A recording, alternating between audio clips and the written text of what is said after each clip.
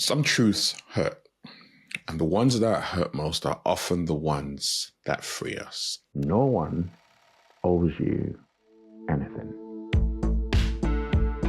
From a business perspective, I've taken some serious hits. I'm not gonna sugarcoat it, I'm living it. And if you're sitting in the fallout of someone else's decisions, you're likely to be angry, blindsided, burnt out, but you're not alone. Accountability is about ownership. No one owes me anything. And you know what? That's okay, because I owe it to myself to keep going. The world is shifting, always has, and always will. But your anchor, that is you. It's not the market, it's not the metrics, it's not the titles. It is you. You are your own advantage. What is your anchor?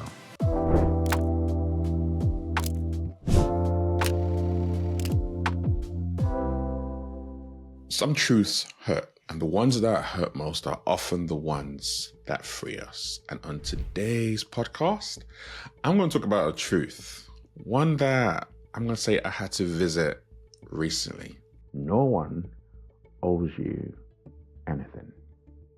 Welcome to Everyday Leadership. Now, I know that statement might feel very harsh, especially if 2025 has already sucker punched you like it has me. From a business perspective, I've taken some serious hits. Not because of anything that I personally did wrong, but because of global decisions made in rooms I will never, ever sit in. Those geopolitical shifts that in theory should have nothing to do with me. Yet in this hyper-connected world, they do. It's led to clients being paused, projects being pulled, opportunities that you thought you had locked in, completely gone away. You can write things down on a risk register, but when they become reality, it's a whole different ballgame. And it sucks. It's not right. I'm not going to sugarcoat it. I'm living it. And if you're sitting in the fallout of someone else's decisions, you're likely to be angry, blindsided, burnt out, but you're not alone. And that's just one layer of it from a business perspective. I mean, things like DI, for example, there's been a massive rollback across multiple industries. Programs that were created for spaces, for people who had historically been shut out, people who, like me, have just been killed off. A lot of global company Fortune 500 CEOs in particular, I'm going to call them out, PepsiCo, Meta, Amazon, Google, all these different spaces and places have all kind of backtracked. Worse than that Homer Simpson meme or gif that you see going around. Just demonstrating that an organization will look out for its best interest, which is not a surprise, but it just shows how in them doing that, unfortunately, it means brilliant people get caught up in a crossfire. Brilliant, qualified, value-driven people who are losing their jobs, not because they couldn't deliver, but because someone decided their presence was now too political. It sucks. I mean, meanwhile, we keep on hearing about this whole meritocracy and how the best rise to the top. But let's be honest, most of us have seen a lot of people who don't have the credentials, the experience, the heart, yet they are still getting the shine. Those, on the other hand, who tick every single box are getting ignored. We're told as a colorblind, equal world, but we know better. The reality is very, very different. And then you now have another realm on top of this. So now you've got businesses like mine, entrepreneurs, founders dealing with geopolitical issues. You've got people in corporate spaces dealing with, let's call it, political issues that's affecting their money.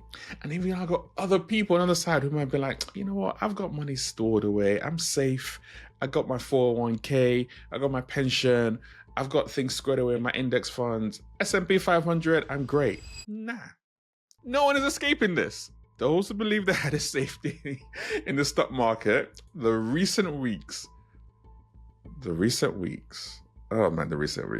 have been a harsh awakening. The volatility isn't just numbers. It's the loss of people I know who I've spoken to who have seen the erosion of their retirement money.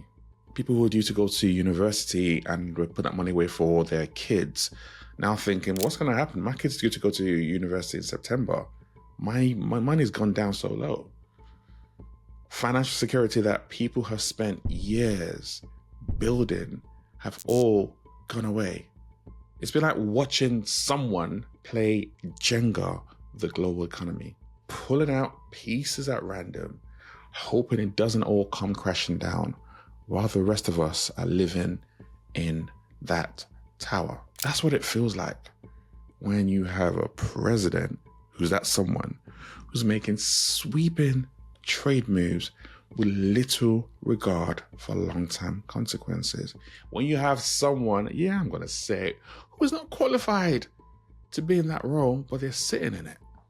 And they're just doing things that's affecting millions and millions of people. And I'm not even in America, but I'm feeling the effects, let alone everyone else around the world. That Jenga tower is shaking, but it's not the player who's getting crushed. It's those people who are in that tower that are getting crushed. And it's sad to see. You know what? They always say have a backup plan, have a fallback. But then if you're a retiree, a small business owner, first-time investor, you would think the one space and place where your backup will be secure with the stock market. But yet those plans are collapsing. And it's hard. It's hard to watch.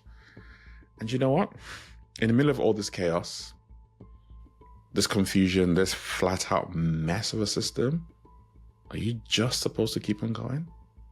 How? How do you keep moving when the game feels rigged? How do you rise when fairness seems to be off the table? See, here's what I've had to hold on to, and here's where that statement I made at the start's come from. No one owes me anything. You might be thinking, how does a statement like that help me? I'm coming to that in a minute. But I want you to just listen when I say it again.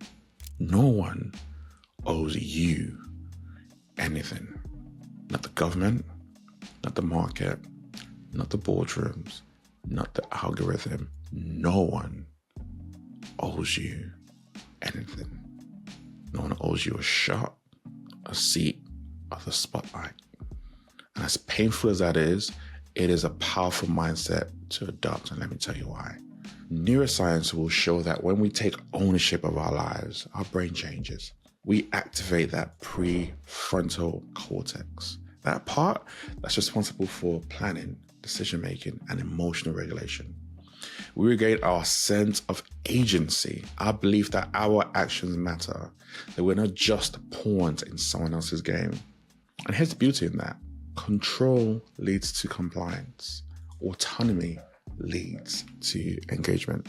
That's a quote from Daniel Pink, and I just recently had the pleasure of teaching about him in an exec cohort I was leading in New York. And reading some of his work, and that quote just kind of reminds me. And what that's basically saying is that when you believe someone owes you, you're waiting. You're stuck.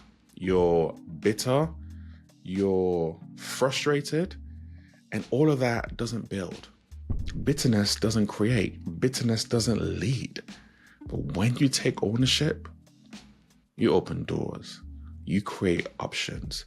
More importantly, you activate neuroplasticity. Your brain literally starts forming new pathways. You become more resilient, more adaptive, more you. And you know I'm all about you. I'm all about leading from the inside out. I'm all about anchoring yourself in what is firm, which is you, which is what you have, the gifts, the talents, the skills, your mindset. Your mindset influences your values influence your behavior influences your actions, and then you go back again into that flywheel of the mindset. But at the center of all of that, it is you. That's why I had that statement right at the start. I think Dr. Amin Sinala, I believe her name is, said this. Accountability is all about ownership. When leaders cultivate trust, they inspire teams to take responsibility and perform at their best. Accountability is about ownership. Before you worry about leading other people, you need to be able to lead yourself. And therefore, you need to take accountability. Even when things are not fair, even when it is not your fault, recognizing no one owes me anything makes a difference. And you know what? That's okay. Because I owe it to myself to keep going. You owe it to yourself to keep going. To build, to speak, to serve, to rest, to rise. You owe it to your kids to model resilience. You owe it to your community to show that setbacks do not define you. Your responses do. And maybe most of all, you owe it to a younger you. At least I do. I owe it to younger me.